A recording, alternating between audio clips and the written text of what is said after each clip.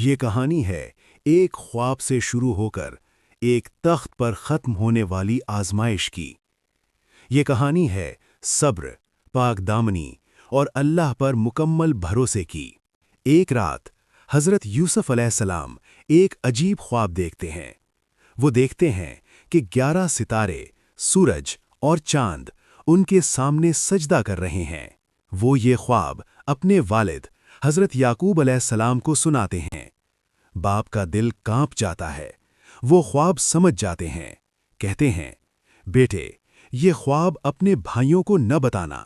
شیطان انسان کا کھلا دشمن ہے۔ یہ خواب عظمت کی خبر تھا، مگر اس تک پہنچنے کا راستہ کانٹوں سے بھرا ہوا تھا۔ حضرت یوسف اپنے والد کے لاڈلے تھے۔ بھائیوں کے دلوں میں حسد بھر گیا۔ کہنے لگے، یوسف اور اس کا بھائی ہم سے زیادہ محبوب کیوں؟ حسد آنکھوں کو اندھا کر دیتا ہے۔ انہوں نے فیصلہ کیا کہ یوسف کو راستے سے ہٹا دیا جائے۔ ایک دن انہیں بہانے سے جنگل لے گئے اور ایک گہرے کنویں میں ڈال دیا۔ کنویں کی اندھیرا، اوپر سے آوازیں ختم، مگر یوسف کا دل اندھیرے میں بھی اللہ سے جڑا رہا۔ اللہ نے مایوسی کے اندھیرے میں امید کی کرن پیدا کی۔ ایک قافلہ آیا، کنویں سے پانی نکالا اور ایک قیمتی امانت پانی کے ساتھ نکل آئی۔ یوسف کو مصر لے جایا گیا۔ وہ غلام بنا کر بیچ دیے گئے۔ ایک معزز شخص عزیز مصر نے انہیں خرید لیا۔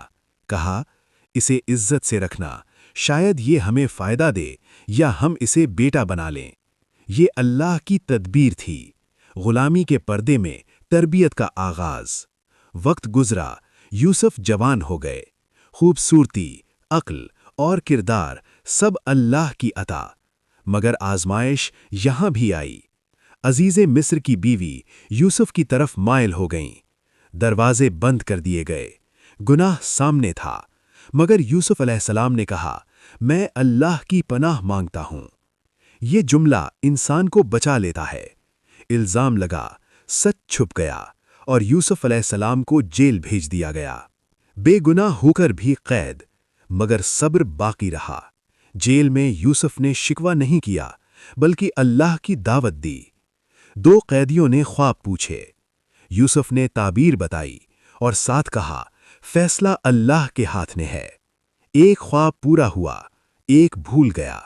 یوسف جیل میں رہے، مگر اللہ نہیں بھولا۔ ایک رات بادشاہ نے خواب دیکھا، 7 موٹی گائیں 7 دبلی گائیں کھا رہی ہیں اور 7 سبز بالیاں 7 سوکھی بالیوں سے بدل رہی ہیں۔ کوئی تعبیر نہ دے سکا۔ تب جیل والا قیدی یاد آیا۔ یوسف نے تعبیر بتائی، 7 سال خوشحالی، پھر 7 سال قحط۔ بادشاہ حیران رہ گیا، کہا، اسے میرے پاس لاؤ۔ یوسف نے کہا، پہلے میری بے گناہی ثابت ہو۔ تحقیق ہوئی، سچ سامنے آیا۔ بادشاہ نے کہا، آج تم ہمارے قریب ہو، امانت دار ہو۔ یوسف کو خزانے کا ذمہ دار بنا دیا گیا۔ کنواں، جیل، تخت، یہ اللہ کا وعدہ تھا۔ قحط آیا، بھائی مصر آئے۔ یوسف نے پہچان لیا، مگر وہ نہ پہچان سکے۔ آخرکار سچ کھلا۔ یوسف نے کہا، آج تم پر کوئی ملامت نہیں، اللہ تمہیں معاف کرے۔ یہ انتقام نہیں تھا، یہ نبوت کا اخلاق تھا۔ یہ کہانی ہمیں سکھاتی ہے، حسد تباہی ہے، صبر کامیابی کی کنجی ہے، پاک دامنی اللہ کی حفاظت ہے۔ اللہ کی تدبیر خاموش ہوتی ہے، مگر کبھی ناکام نہیں ہوتی۔ اگر آج زندگی کنویں میں ہے یا جیل میں،